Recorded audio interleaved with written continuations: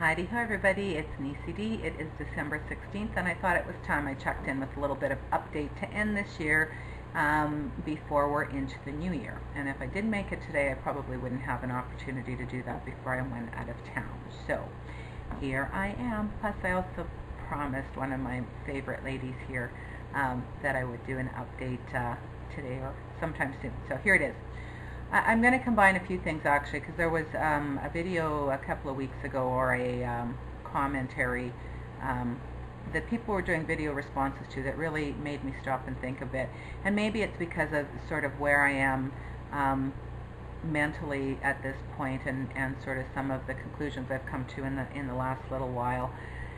So from a weight perspective, I'm where I was the last time I weighed in. I'm about 8 pounds up today. That seems to fluctuate between about 6 and 10 pounds right now, and I'm okay with that.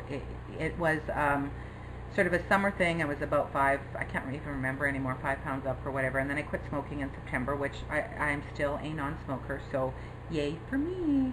And so I've been struggling with that, like being a little snackier with that, and I gave myself permission for that, but no more, right? Like time to cut that out. Having said that, we're now into the Christmas season, right? And I am a realist in some things, and I am a social person, and so I had a Christmas dinner to go to Thursday night with some of my best friends.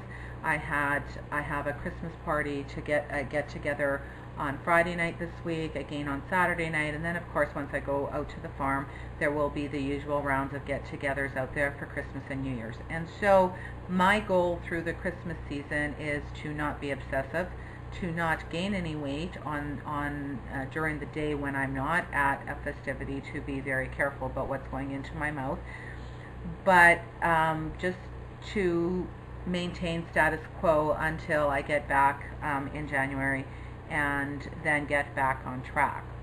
A few reasons why I want to get back on track.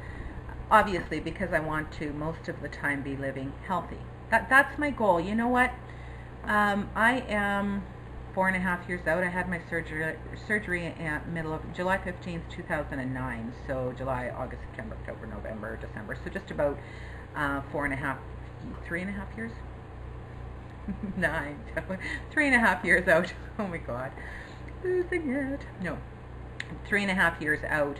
And I think we go through different phases on this journey, right? And this last little while, probably the last 6 months or so, I've sort of been in a really strange place mentally, because I'm happy with my body for the most part. I mean, certainly there's the loose skin, and especially the abdomen is problematic for me. But really and truly, the number on the scale is not something that I really care that much if it goes up or down by a few pounds. Right now I am up, like I said, those 8 pounds, and I want to lose them, and maybe another few pounds after that. But that really and truly, if I can stay in this range for the rest of my life, I think I would be happy post abdominoplasty. However, I was questioning whether or not that was valid. It's like, are you truly happy with that weight, or are you giving up? And I really thought long and hard about that, and that was also spurred on by the video I talked about a moment ago. There was a sort of a group of videos that had been posted around, do you love your body now? And I had to really give that some thought, because really and truly, when I look in a mirror, do I have loose skin? Absolutely. I am going to have loose skin for the rest of my life, whether I stay this weight or lose weight. If I lose a significant amount more, I will have a lot of loose skin, and I think then it would probably bother me more. But for the most part, excepting for my abdomen especially, when I stand in the mirror and I hide the flap of skin for my abdomen, I'm okay with my body where it's at right now. If financially I can afford to have other plastics done, would I? Maybe. I don't know. But if the only thing I ever get done is my abdominoplasty, I think I would be quite happy with me just the way I am. And it's funny because things are still shifting. Like I put on a winter coat that last year fit well. I couldn't, if I wore a heavy sweater underneath it and stuff, it wasn't tight, but I couldn't have put on much more weight. Well, this year it's loose. So, things are still kind of shifting. So, having said that, I went to the plastic surgery about a month ago and did find out for sure, signed all the paperwork, so I'm now officially on the waiting list for plastic surgery, and that probably will happen in about a year's time or so, I suspect. I'm going to phone after Christmas to get the for sure timeline from our central OR scheduling, but I don't know, having that appointment just sort of settled me. I felt like I was sort of like in a flux. Like when we do this, it's like you're always reaching for the next thing, and it's like, when can I just settle in and just live, right? Like just maintain status quo and just live.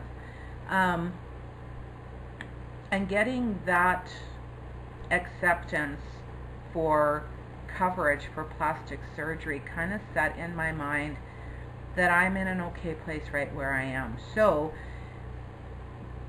post Christmas, when I get back, what are my goals? I want to lose that extra, whatever it is, 6 to 10 pounds that I sort of fluctuate for sure. And if I do that, I'm happy. The other thing that I want to focus on is strength training and toning. So I vow to do my 30 minutes of exercise 3 times a week walking. I think that is important. I think that needs to become ingrained, and at a minimum you need to do 30 minutes 3 times a week. In addition to that, I plan to do at least 3 to 4 times a week of strength training and core training here at home. I have a Pilates machine, I have some free weights, I have my exercise ball, and I have a routine that I can follow for that. And so that is my plan from now until I have my surgery. And then post-surgery, once I'm able to exercise again, is to work on making my body stronger. And in doing so, that will help to shape my body more, right? And may result in some weight loss, and if it does, that's cool too. And on making healthy choices food-wise. I find that I like snacks, and so I'm going to focus on multiple small meals a day because that's what works best for me. And knowing what a 100-calorie snack is, so a handful of almonds, an apple, and a piece of cheese, those kinds of things, so that I can maintain and meet my health goals. So the scale is a lovely tool. It's a tool. Measuring your food intake is a tool as well. And I think that when you get this far out, it's still important to utilize those tools. Again, I hope never, regardless of what stage you're at, obsessively, but in a way that it helps to facilitate you meeting your life goals. You need to have a vision of where you are right now. You need to have a vision of where you hope to be in a year or 5 years or 10 years. And you need to figure out what